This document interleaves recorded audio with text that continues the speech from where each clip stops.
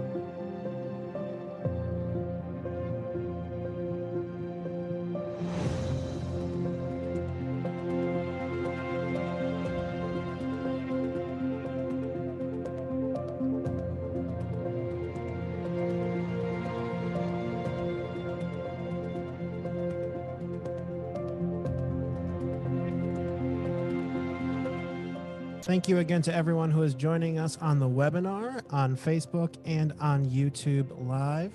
I will now turn it over to Brett Chase. Good evening. My name is Brett Chase. I'm a reporter with the Chicago Sun-Times. This is the Environmental Justice Exchange, and tonight we're going to focus on McKinley Park. Joining me today is three panelists. Alfredo Romo, who's the Executive Director, Neighbors for Environmental Justice. Also McKinley Park resident Jackie Montesdeoca. Anthony Moser, founding member of Neighbors for Environmental Justice. And I want to thank panelists. I also want to thank Chicago Community Trust for its support. So in 2018, Matt Asphalt opened on Pershing Road across from McKinley Park on the southwest side, which upset a number of residents who organized in opposition. Something they learned, the city has identified McKinley Park as an area of the city with a lot of air pollution.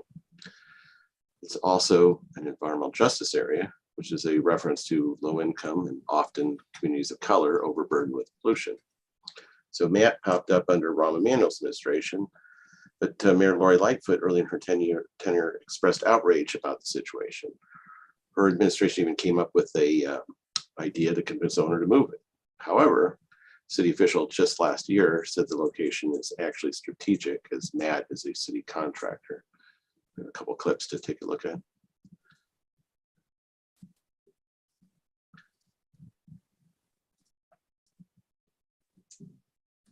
One, I think we've got to be much more aggressive in our regulatory enforcement of clean air, clean water, and making sure that we don't have things that happen, for example, like in McKinley Park, where seemingly overnight and without the knowledge of the community, an asphalt plant got stood up, causing all sorts of problems for that community.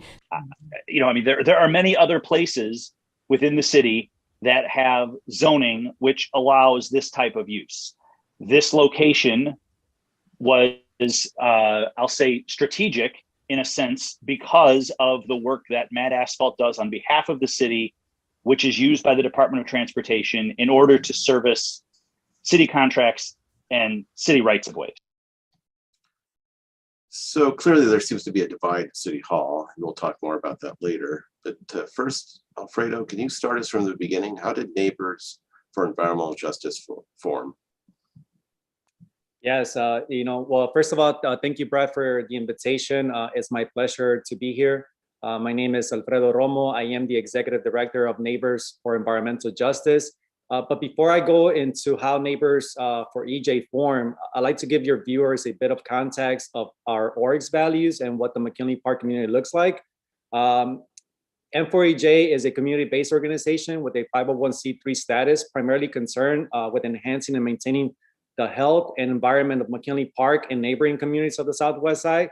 The purpose of Neighbors for Environmental Justice is to educate, advocate, and organize with our community to accomplish environmental justice on the Southwest Side of Chicago. We believe environmental justice cannot be separated from racial justice. So we align and advocate to support a larger struggle, for justice in all forms it takes. In reference to McKinley Park community, it is a diverse working class neighborhood in Southwest side of the city. It is located pretty much in the middle of the city. It is surrounded on 3 sides by I-55 Interstate Expressway and 2 industrial corridors that run sort of like south of the community and also east of the community as well. McKinley Park's racial and ethnic population includes a mix of 63%. These are rough numbers, by the way. 63% Latinx community, 18% Asian community, 17% white, 1% African American residents. There's a 19% of the population that speaks a language besides English, and a 46% of McKinley Park residents are low income, meaning that their family income is less than twice the federal poverty threshold. Going back to how we were formed, in the winter months of 2018, Matt Asphalt was constructed, seemingly overnight, just as you heard from Mayor Laura Lightfoot, in the McKinley Park neighborhood. And there was no notification to the residents of our community by Chicago authorities or the Illinois Environmental Protection Agency. Up to 96 to 98% of residents had no clue as to what this heavy industrial facility would produce and how it managed to be located in such close proximity to our beautiful park, next door to a school and a very close range of residential homes. I would also like to point out to your viewers here that there are 7 schools, 5 daycares, in which most of these schools and businesses bring their staff, teachers, and children to the park. And I remember during that time in 2018, I stepped out for my early morning routine walks around McKinley Park. I came around the corner of 37th and Damon, then walking southbound on Damon when I first noticed Matt Asphalt silos. And from that point, I knew that this was going to be a very problematic situation for our community's environmental health and the well-being of our families, and also park users from other communities attending this open green space for recreational purposes. I knew firsthand because I used to work for a chemical company where I got to see how these operators and companies have a hard time containing their pollution within their premises. So I brought this information back home to my family, neighbors, nearby schools, as other community residents around the neighborhood started to connect with one another on this particular issue. We started to come together in trying to understand what were the processes in which Matt Asphalt's application went through and was allowed to bring this asphalt plant and this magnitude of an industrial activity right across the street from the park and into a residential community. Many of us in the community didn't know what were the processes of development, implementation, and enforcement. What was an air pollution permit? We didn't know what were the permit restrictions for Matt Asphalt. What were those dangerous chemicals that this asphalt plant will be emitting into our air and perhaps into our water systems? We didn't know that their overall daily operations will be bringing in 100, 200 diesel trucks in and out of their premises, negatively impacting our air quality. To this day, we can't comprehend how our elder person, George Cardenas, who is the chair of the environment, received contributions from Matt Asphalt and hasn't done anything to advocate and protect his 12 ward constituents with regards to this environmental justice issue. How did Matt Asphalt's application manage to get the okay from the Department of Planning and Development, the Department of Buildings, the Chicago Department of Public Health? And why did the Illinois Environmental Protection Agency is still allowing them to operate on an expired permit? Quite honestly, Matt Asphalt's location across from our park is completely inappropriate and may harm the health of vulnerable populations such as children, the elderly, and those with respiratory problems. We firmly believe that this asphalt plant can't coexist with our built environment. So we're going to continue to organize in order to educate our community about environmental justice, environmental health. We're going to continue to identify and address neighborhood environmental impacts, and we're seeking to increase transparency in order to have meaningful community involvement.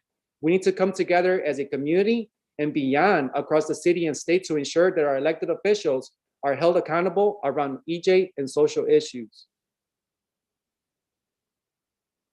So, Anthony, I'd like you to talk about some of the nitty gritty. How did you how did you learn about, figuring out these things, about regulation, about, accessing, public records, about finding out, things about zoning. And did you know this stuff before, or was this all just, No, this was all new. This was all new. This is really, I would say this whole experience for us has been very much a process of self-education because, we have not really had any reliable communication from anybody about this, from the beginning. I mean, when you think about all the different levels of kind of, protection that should theoretically be there, where it's like, you've got these federal regulations, you got state regulations, you got, city codes, zoning, you got, the health and safety chair, right, of the committee, and then our own alderman here, in this case, the same person, right? And really all of those different levels failed in one way or another. And so kind of one of the first questions, as Alfredo was just saying, that we had to try and answer is like, what even just happened?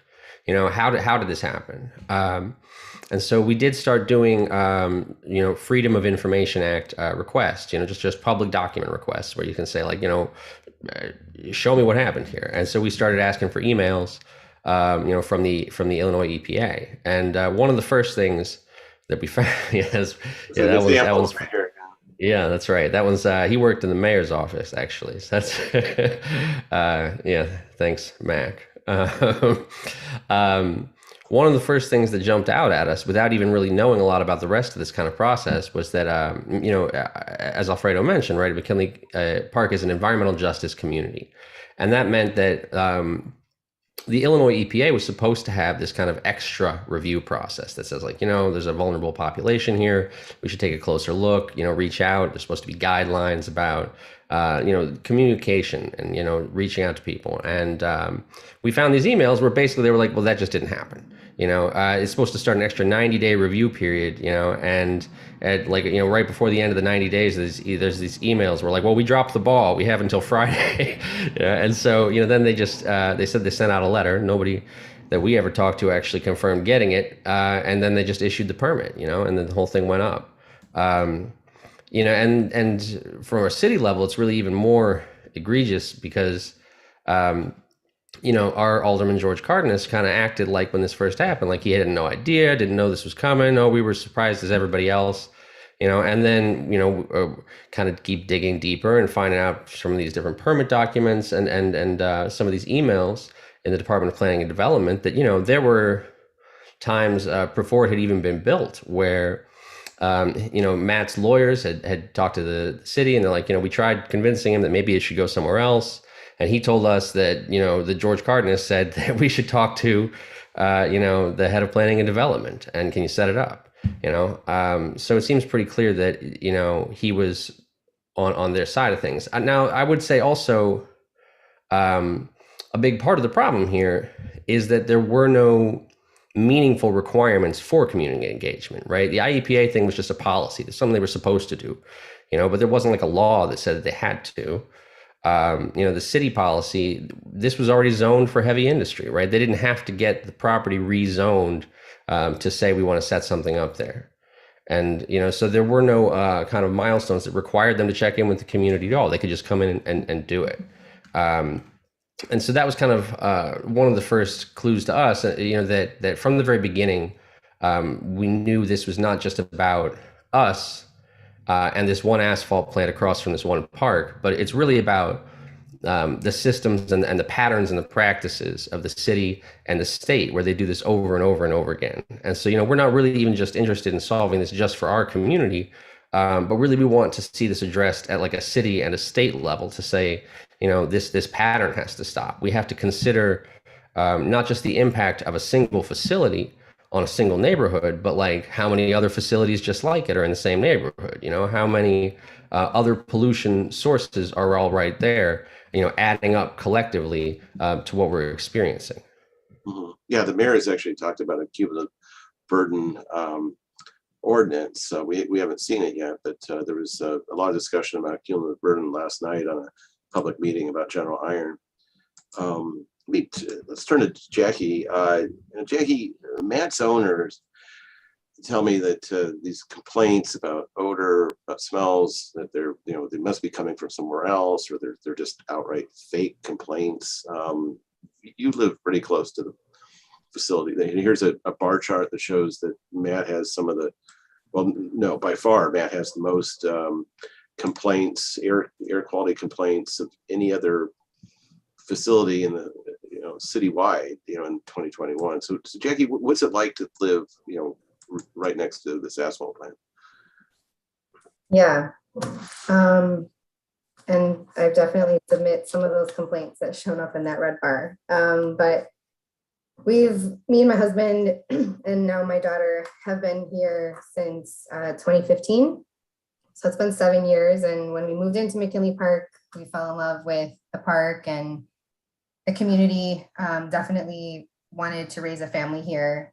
And when the silos, the smokestacks popped up in 2018, we were pretty confused because we thought, well, they wouldn't be putting something up right here across the street from the park and next to the school. But we soon found out that it was going to be an asphalt plant. And I think it was Neighbors for Environmental Justice in the early stages. I'm not sure if they had their status yet, but they were already organizing and they knocked on our door. And that's how we found out. There was no letter, there was no communication. It was organizing from these guys and other neighbors that were concerned. And then there was a meeting at the library and then the school where we started to get more information. And really, it didn't escalate until we started to wake up to the smells. And that's when things got real for us, because we knew that they were beginning operations, and the smells were so strong that if you can imagine what it's like to drive over a freshly paved road when they've just poured down some asphalt, that's how it smelled in our yard, in our front porch, in our enclosed back porch. And it was enough to wake us up at night if we had left the windows open accidentally. And we learned that we could no longer leave the windows open at night because they weren't operating on a regular schedule. They still had this temporary permit that then soon got denied, and they've still been operating on that expired permit, like Alfredo had mentioned. But the smells are like driving over an asphalt road. It's like a strong sulfur or petroleum smell. And it just fills the house in the morning when they're operating at their highest operation. And even if we do leave the windows closed, at times it smells in the house. And so I did start submitting complaints and calling, emailing my aldermen daily, weekly, monthly for years. And they really will take no accountability or action. We know, like Anthony mentioned, the alderman is chair of the Environmental Protection and Energy Committee. So he has, I'm sure, some power to advocate for us here. But any complaints that we filed, I have gotten responses. I'd love to send those emails to Michael Taden if he doesn't believe me. But there's times when the Department of Health has called me back and said, yeah, it really smells today. And it's really frustrating to experience it, but it's just more frustrating, I think, to hear that the owner would claim that we have the time to be making this stuff up. No doubt in your mind that that's where the smells were coming from. Is the yeah, I mean, you can see the smoke billowing out of the smokestacks from our balcony on our second floor unit at 4 a.m. when it smells like asphalt. And they're not paving roads at 4 a.m. So the asphalt plant is probably what smells like asphalt. Yeah, I'll just mention that the city has fined. There's actually Matt has countered by suing the city in Chancery Court over the first set of fines. But go back to Anthony because I want to talk about air sensors. This has become an interesting and affordable sort of citizen science type of tool. So you can buy these devices. I believe anybody can buy them. They're $250. I believe they only look at particulate matter, which is is an important pollutant. So Anthony, tell me about these air sensors. How are they installed? What do they do? Sure. So this happened kind of, again, we was just sort of figuring things out on the fly. And, we knew that the plant had been built, but it hadn't started operating yet. And so we wanted to try and start monitoring the air quality and see, what was going to happen. And so, we bought one to just start, and it's just, it's a little thing, like shaped like a bell almost. And you just, you screw it to the side of your house, and you hook it up to your Wi-Fi, and it just gives you, running readings of the particulate matter that's in your neighborhood. And so we tried to crowdfund initially, and we got a few more up there in the neighborhood. They do, they've got a lifetime of like a couple of years, year and a half, depending on the weather. Chicago's rough for that kind of thing. So some of them do eventually need a little bit of maintenance or things like that. What I'll say is that, first of all, we did notice that, right away, it was like you'd smell the asphalt, and it's like you could look in the air monitors, and there's elevated, air quality index readings throughout the whole neighborhood, right? So it's now this second to show this time lapse that you created this, right? Tell us what's going on. Yeah. So this is a big difference for us because in this past summer we were able to get an air monitor onto the National Latino Education Institute, which is right next to the plant. And I mean, they actually share, like, there's a driveway that's right there. It just goes right past the building. And they've also submitted complaints to the city, actually, about days where, they had to turn off their air conditioning in the summer because it was pulling in these smells. And so they were kind enough to let us put an air monitor up on their building, and we put a little time-lapse camera there with it. And you can see when they start operating, and you can first see that plume of smoke, right away, there's a huge spike in the air quality readings, and it's a very visible connection. It's like just what you'd kind of expect. You see the clouds start up, and you see the air quality turn red. And that one has been a big deal for us because, what's true is that this is already an overburdened community, right? Like Matt Asphalt likes to say, oh, well, how do you know it's us? How do you know it's us? And it's like, well, it's true. There are a lot of different polluters in the area. That doesn't make it better. But one thing that, really made a difference for us was when that monitor got installed, you'd start to see a noticeable difference even a few blocks away. So it's like, they'd be cooking and, you'd smell it in your living room, and maybe the one a few blocks away would suddenly be at like, 90. But the one that was right next to the plant would be at like 130. It was very noticeable differences depending on the wind. Oh, here, yeah, this is a good example. So another person who lives in the neighborhood had sent us this picture just to be like, look, she was out on her way to work at, a little after 5 in the morning there. And she stopped to take a picture of it. It was just like, this is such a ridiculous thing for us to have in our neighborhood. And so I went and looked up the air quality readings that matched the same time she took the photo, and you can see it's like, here she's taking the picture, here there's a huge spike again. So I know they like to try and diffuse the blame or whatever, but sometimes what you see and what you smell is exactly what it looks like, exactly what it smells like. Yeah, I think they'll tell you that was steam coming out of there, but you're saying there's other pollutants coming out of there as well.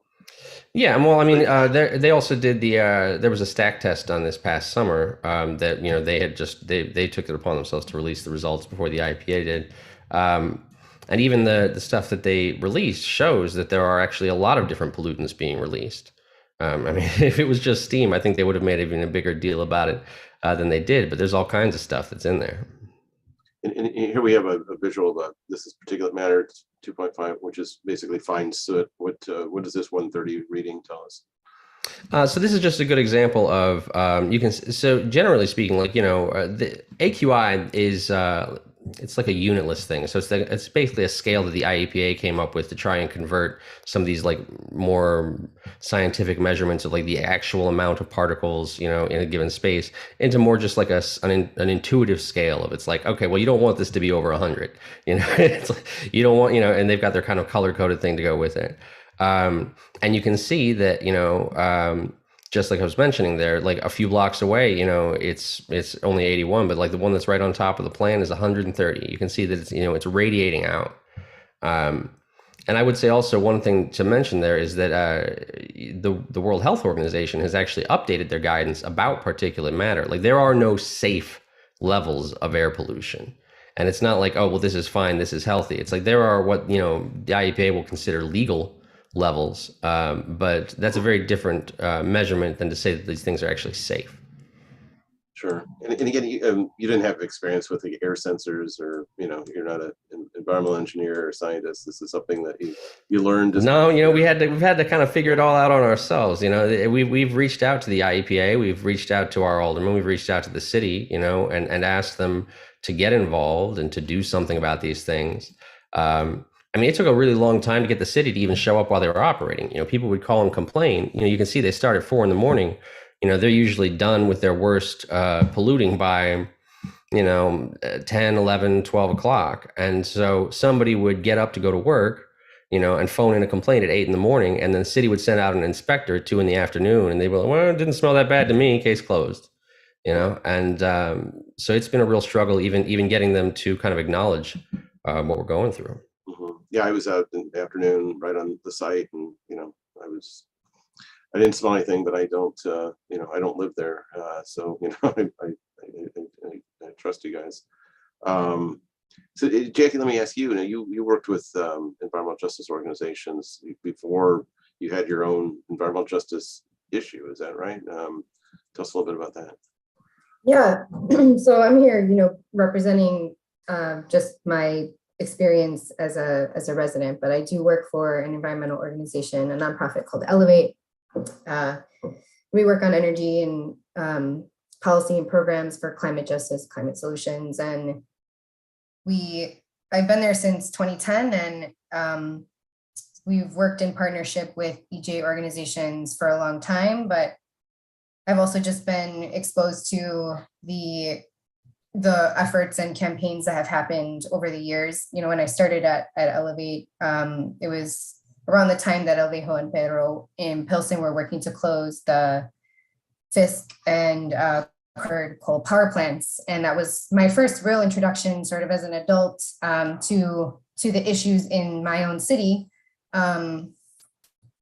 Grew up on the north side and was easily distant from stuff that neighbors, people I went to school with were experiencing every day. And it wasn't, and so, yes, I'm familiar with the work of environmental justice organizations, and even now, and even more now, is experiencing it firsthand. But as I've learned more about the EJ work on this micro scale, I think what is frustrating, but also instills some hope, is just how people are organizing around this. And that, unfortunately, when this showed up in my front yard, I was pissed off, but it wasn't new. I was thinking, well, this is what people have been dealing with 2 miles north of me or on the southeast side. And so, yeah, it's not new. And we, unfortunately or fortunately, we have the path has been paved by leaders in the environmental justice community in Chicago. I think I saw Kim Wasserman on, again, Alvejo Southeast Task Force, and the Chicago Environmental Justice Network. If folks on the phone or webinar haven't heard of these organizations, I really encourage you to follow them, because it's really enlightening to see all of the work that's been going into fighting against pollution in the city. And it's not just one neighborhood's problem. I will say, in terms of the protection, like experience in navigating the protections, the protection's really weak. We know that standards are put in place, and then we're trusting that the polluter is going to abide by those standards, and those are baseline, bare minimums. And there's research that shows that asphalt plants, even if they're just they're not going over any limits, are still dangerous to our health. And so I feel a level of responsibility having access to this information just by working with the organization that I'm in, and also feel like I have privilege and access to this information, so I should be loud about it and speak up. And I'm really grateful for all the groups that have been working on this stuff way longer than I've been involved, and also just to Neighbors for Environmental Justice for bringing access to this data and information to all my neighbors and community. Yeah, Alfredo, let me flip it back to you. A couple organizations that Jackie just mentioned, like Albeo and Barrow. I mean, organization's been around for decades. Southeast Environmental Task Force is another one. So what's it like running a nonprofit? And tell us a little bit about some other, other work that you're doing unrelated to the asphalt plant. Yes, I think for us, many people know this within the organizational realm, right? When it comes to, doing community organizing, we are a relatively very young organization. Once again, we came into existence back in 2018. So there's a lot to learn, right? There's a lot to learn with regards to the permitting processes at the state level. There's a lot to learn with regards to the land use and zoning processes at the city level. So we have been very connected, and following the lead of EJ leaders that have been doing this work for, 20, 30, 40 years. You just mentioned El Vejo, this organization in Little Village that has been, organizing that community with regards to the Crawford power plant, and now the Hilco development that came in, bringing more diesel pollution, bringing exploitation to our community's labor. So we are definitely learning a lot from them, and also around policy. They do a lot of policy work. This is a lot of information, a lot of material to be able to really dissect and analyze. So we have been getting a lot of that sort of guidance through them, and also support and solidarity right across 5 to 6 other sister organizations within the Chicago Environmental Justice Network. We are continuing to, connect the dots with regards to environmental racism. Matt Asphalt is a situation that is directly impacting McKinley Park, community, but it's also affecting, many other residents, neighboring communities, right, that are coming into this open green space. And also pollution. We know that pollution, does not stay in one place, right? It travels. It's traveling. It's affecting communities like Bridgeport. It's affecting neighborhoods like Back of the Yards, Bryant Park, and definitely other communities that are surrounding the community of McKinley Park. So it has been very we have been very blessed with the support, right, that we continue to get from these sister organizations, other community groups. We have done a lot of mutual aid, food distributions. We're not just addressing air pollution; we're also addressing,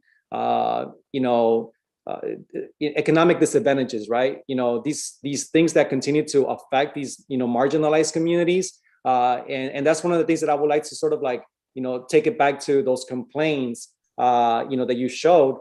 Right now we have, for the last 3 years of community organizing, there's about maybe like 400 plus complaints, to the EPA, to the IEPA, to the city. And I could just imagine how many more complaints if this were to be an affluent white community, right? We have to put into context, that, the demographics of McKinley Park, there's a language barrier. We have, a Latinx community, an Asian community. So there's a language isolation, right? That they just don't have an understanding of how to go about these processes. And then there's also, these communities are, immigrant communities, right? So a lot of these people are also living within the shadows of our society, and they don't want to be, sort of like ruffling any feathers, when it comes to, filing these complaints, right? Another thing to really point out is that a lot of our people, particularly people of color, are working for heavy industry, right? And these people are so far at the margins, right, when it comes to our economic developments, or our sort of overall society infrastructure.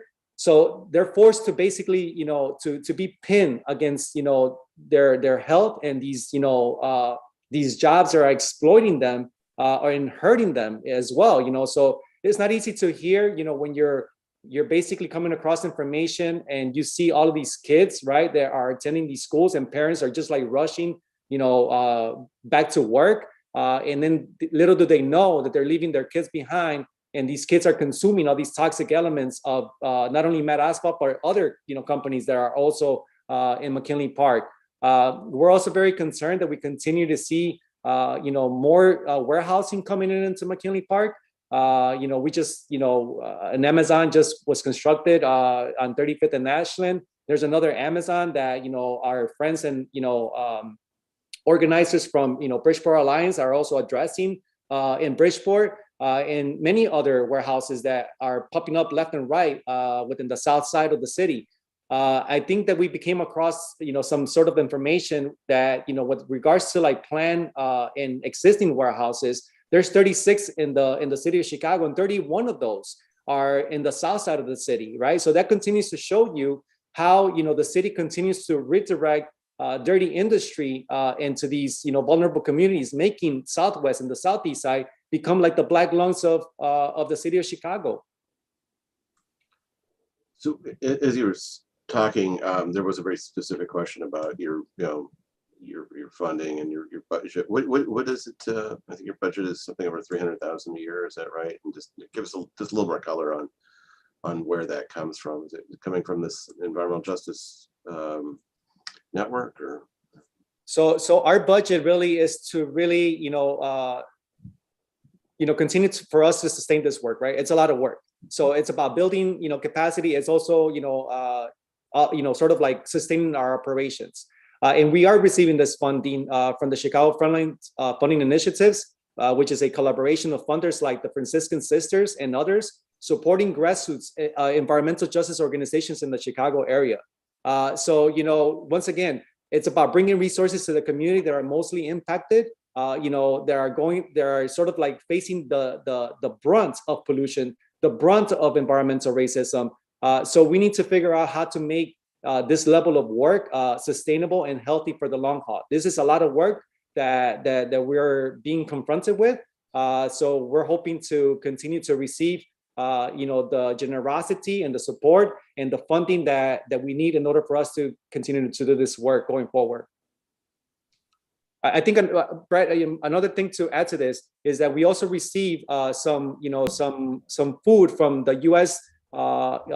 Farmers to Family program. And with regards to back in 2020, we were able to bring back all that resources to the community. It was almost like $290,000 worth of value, that was brought back to the community of McKinley Park and neighboring communities. Of just food distribution. That was just the food distribution. Because when I want to clarify a couple of things real quick, if that's all right. One thing is just that, for the first couple of years, we were really just a strictly volunteer organization, just doing this, everyone kind of on their own time. Then, we were really building up towards the IEPA hearing for a long-term permit, right? So Matt is going for a long-term permit. And there was kind of a whole saga there where the IEPA had kind of promised they would work with us and figure out a place and a time. And then they announced it like 2 weeks before Christmas on a Friday. And so then they had to reschedule it. And so they were going to do the original permit hearing in March of 2020. And actually the kind of community meeting that we held to prepare for it was one of the last public events kind of prior to the pandemic shutdown. And so for a little while, we shifted gears there to try and just say, like, what do people need right now? And one of the focuses was like food distribution. So we were able to get hooked up with the USDA and do a bunch of different food distributions, not only in McKinley Park, but also actually throughout a number of the neighborhoods nearby. So that was kind of our effort there for a while. And then that had gotten us hooked up with the Chicago Frontline, CFFI, and we've been kind of building on that work ever since. I would also mention that, in a lot of ways, this is work that, we're kind of doing the city and the state's jobs for them here. If they would be taking it upon themselves to be monitoring the air and to be, installing these sensors and to be, kind of holding themselves accountable, then we wouldn't really be having to do it. One of the things that popped up in a public document kind of early on was, that Michael Taden had emailed the Department of Public Health, telling them, hey, look, I don't need to put up air sensors. The community's doing it already. And, that is, I think, kind of speaks to the whole thing here. And then kind of lastly, I would be remiss to not mention when we're talking about kind of funding and finance and, this whole kind of power and money thing that goes along with all this stuff, that one of our biggest, issues is that this place runs almost exclusively on city contracts. The city is actively supporting this business. Like that is essentially all of their business is supporting city contracting. And so the city has decided that they would rather be able to get, cheap asphalt that can be centrally located. And, they can get cheap contracts to resurface, the north side and the central area and, all over. But the pollution is centralized in our neighborhood. And so that's a kind of a big part of this is that they are basically saying, all right, well, McKinley Park can bear the costs and the rest of the city can take the benefit. Okay. You mentioned IEPA. I'll just explain to people that don't know. It's the Illinois Environmental Protection Agency, and it's a state organization. But the US EPA, which I'm sure a lot of people have heard of, actually delegates a lot of its responsibilities through the state, and that's these sort of operations. They have multiple layers of regulation, right, guys? It's like they got city, you got the city, you got the state, and ultimately in some of these trickier things, the U.S. government will get involved. So I want to spend a few minutes here. I'm going to ask each of you to respond. I'm just curious. You all were attracted to McKinley Park. It's long been industrial, but what would you like to see? What would you like McKinley Park to be in 10 years? Just, any of you can kick it off and just want to hear a little bit from each one of you. I think I can go first. I think that, questions like this, Brad, for community that continue to be very, very, hard hit, right, with pollution, right? It's very hard to look past, 10 years. Right now at this point, I would be happy, to replace the elder person, a person that can actually help us, to advocate and protect, the community of McKinley Park and, other communities that belong to the 12th ward, So I think for starters is to replace that elder person. I think another one would be to bring back the Department of Environment at the city level. I think that a lot of this continues to be about not only creating policy with more teeth, but also about implementing and enforcing that policy. That's why you continue to see, these polluters, continue to target, communities that are marginalized and vulnerable, because they know that, most of these policies and environmental regulations are not being implemented and enforced. Another thing will be, if, speaking about the IEPA, we know that since 2003, both parties, the Republican Party and the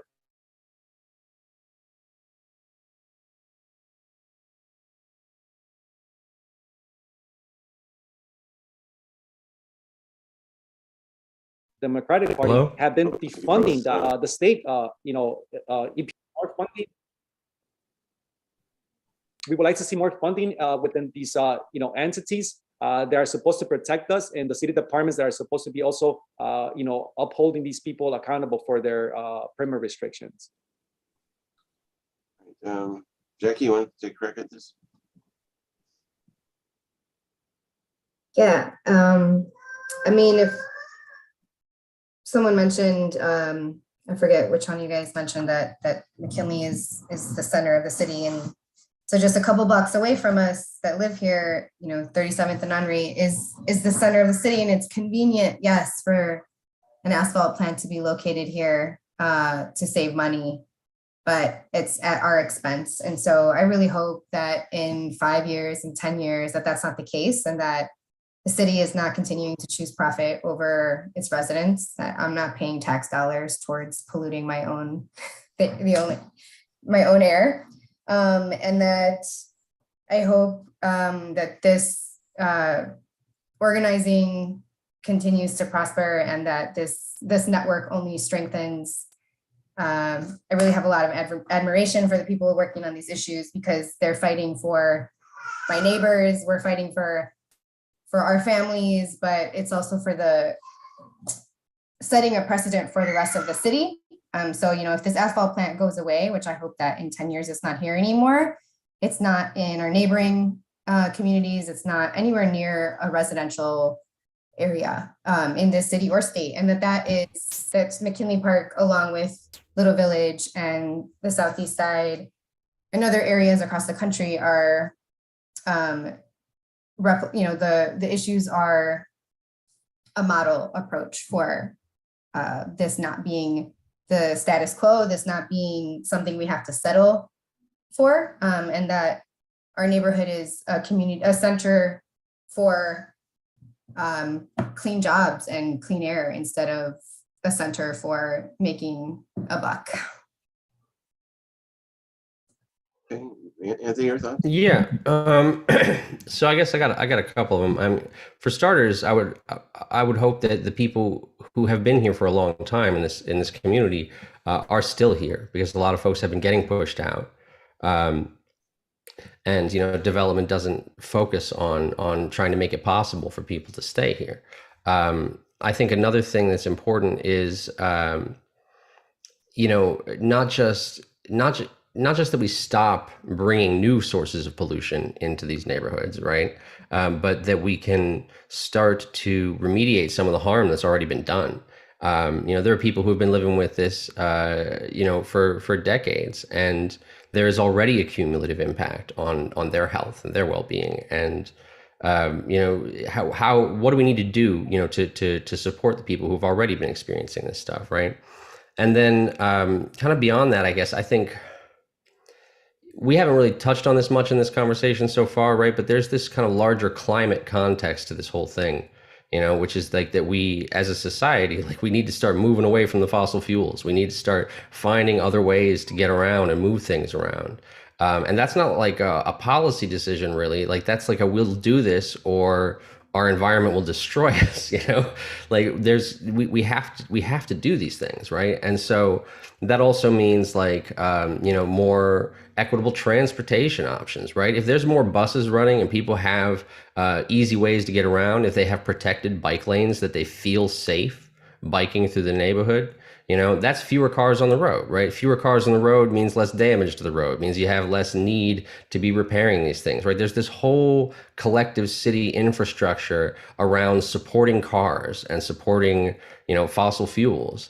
And I think part of what I would love to see happen, in 10 years is for us to start making moves to make the city, which, and this is a frustrating thing about Chicago, is that so many of the things that people are asking for, here that get rejected as even possibilities to consider are already realities in other places around the country or around the world. There are other cities who took the pandemic to say, all right, well, let's shut down some streets and reclaim that as space for people instead of cars. Let's figure out how we can make this a safer place for people to walk and bike and have other ways of getting around. And over here we're doing things backwards. We're like, all right, well, hey, we've got a park here with a bike lane. Well, let's just set up an asphalt plant and bring in a couple hundred diesel trucks. So I think what I would love to see us happen is try and pursue those larger goals and to kind of start to tip the needle the other way. That's what I would hope for, and that's what we're working for. So in our last 10 minutes or so, I just want to, we got some questions ahead of the event tonight, and we're getting some, as we've been speaking. So let me just, we'll just kind of read these and summarize them, and you just kind of, whoever wants to grab them. But one of the first questions was about political contributions and people that, that do business, whether they're getting permits or what have you. I mean, should there be, do you feel like there should be some sort of, some sort of limits or, bans on, political contributions? Yes, there has to be some sort of limitations to this issue, right? Like if you think about what's happening with regards to politics and, corporate greed, right? We know that, most of these operators and companies are definitely working, they're always looking at their short-term gains and their profits. In the case of Matt Asphalt, you best believe that, yeah, it might be strategic location, but for their short-term gains and their profits. But when it comes down to our environment and to the well-being of our families, this is not a strategic location for us, right? This is affecting, our community residents. So the way that we see it as community residents here is that they're basically receiving city contracts, right? Bringing environmental degradation to our community, and at the same time, harming us with these toxic elements. So yes, there has to be some sort of, restrictions and limitations to these contributions going to elected officials that are supposed to be representing us, not them. And if I could just tack on two quick real things, just one of them being that a lot of things that we're asking for is just we want people to follow even the rules that they've laid out already, right? So like we want, the city is hiring contractors. Fine, they're hiring vendors to do this work. Is anybody checking to make sure that those vendors are even complying with the environmental provisions that are already in their contracts? They're not, right? And, similarly, the other thing we're asking for, right, is we want people to be treated fairly. So, I know for a fact, right, that you can leave your car out, and if you've got like an expired plates or something, you can wake up the next morning and have 2 or 3 tickets. They'll just come around and hit you every time they're going circling the block. And yet you get a big polluter like this that is found guilty, is cited repeatedly for things. And then, after a couple of citations, they're like, well, we've already got a couple citations stacked up. We're just going to give you a warning this time, 3 strikes, and then you can walk the bases. So we want them to be subject to the same kind of enforcement that ordinary people in the city already experience. Okay. So let me ask just, kind of broadly how, they can help you, but maybe I'll just broaden this a little bit myself. Like, how do you, any advice to just, being active in your own community if you have an issue? You guys got together, pretty quickly and, figured out a lot of stuff in a relatively short period of time. I think, for that question to begin with, we need people to, truly care about this issue, right? To be sensitive, to be attentive to public campaigns with regards to environmental justice issues, so that's number one. And we definitely love their support and we welcome it anytime. We're going to continue to pretty much, continue to organize, do community outreach, canvassing, in McKinley Park and around neighboring communities. We're going to continue to put together, purple air sensors. We're going to continue to, organize environmental walking tours so that we can actually, highlight what we're trying to, protect and maintain, and also, give that opportunity for others that might be outside from McKinley Park to come in and to experience the direct impacts of what environmental racism looks like. We're going to continue to connect citywide public campaigns like Matt Asphalt, General Iron, Hilco, in pushing back against environmental racism. So there's a lot to do, and please reach out anytime. And there's always ways to organize around these issues. Yeah. So Anthony was talking about sustainability. There's a very specific question about the role for urban agriculture in future development. Is that anything you guys have talked about, urban agriculture in McKinley Park? Or?